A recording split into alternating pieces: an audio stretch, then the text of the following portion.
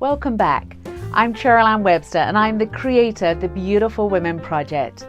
And in this series of videos, you will discover the stories behind my 120 life-size clay sculptures of real women aged 19 to 91. Today, I am pleased to introduce you to Felt with the Heart. Felt with the Heart.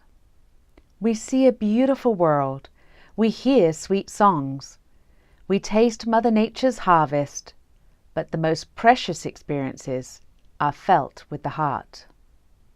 As a visual artist, one of my greatest fears is losing my sight. I'd worked in the deaf community as part of my degree in communications, and so I felt that if I lost my hearing, I would be able to cope okay. But to lose my sight would be a whole different story.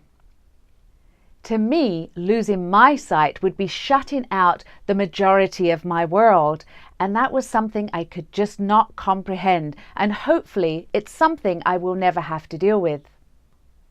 However, when I met Felt with the Heart, she showed me a different side of blindness.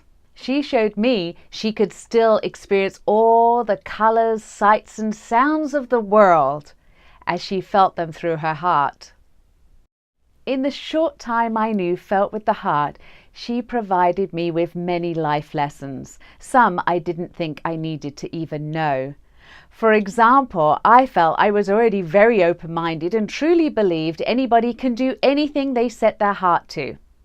Except when she said to me that she had worked so many years in social services as a counselor, I found my inner voice saying, "How is that so? You're blind." Oh dear, even I still had those blockages within me. She was very gentle with me and explained everything.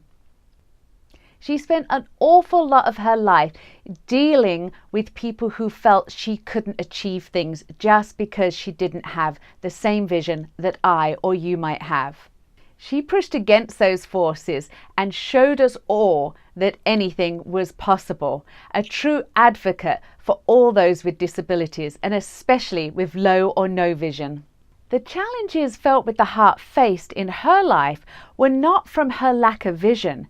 It was the lack of vision of those who could see. Although I didn't have any experience with the blind community, I do have a background in deaf studies. And so when it came time to decorate Felt with the Heart, I had to reflect on all my resources as well as what I'd learned in the short time of sitting and chatting with Felt from the Heart. One of the overwhelming quotes that kept coming back to me as I pondered how to decorate Felt with the Heart was Helen Keller's message. The best and most heartfelt things in the world cannot be seen or even touched. They must be felt with the heart. Helen Keller. Now, Helen Keller was both blind and deaf, and she truly felt the most powerful experiences in her life are felt with the heart. So I chose to brand that on the chest of Felt with the Heart, along with Brow across her belly, hopefully reading the same. Now, it may seem strange that I've decorated Felt with the Heart with such bright colors when I'm representing a lady with no sight.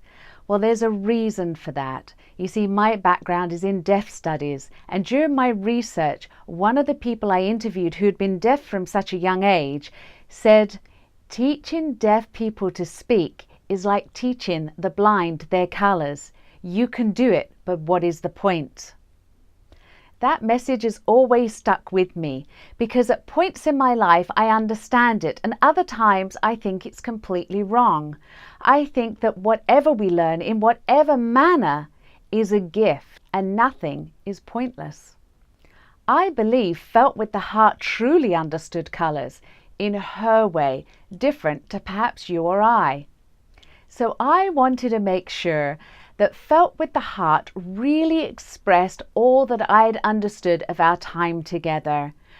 The quote from Helen Keller, the brow on her belly, the core of who she is with the brightness and joy and creativity of who she is, as well as that message back from my deaf studies. It's not about the adversity that we go through in our life, but it's about how we choose to respond to that adversity. I was fortunate enough to meet Felt with the Heart way back in 2004 when she volunteered to be one of the sculptors in my Beautiful Women project.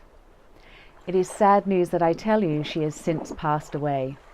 So this video is in memory and honor of her, and let her be a reminder to us all that having vision is so much more than having sight. Please like and share this video and subscribe to my YouTube channel.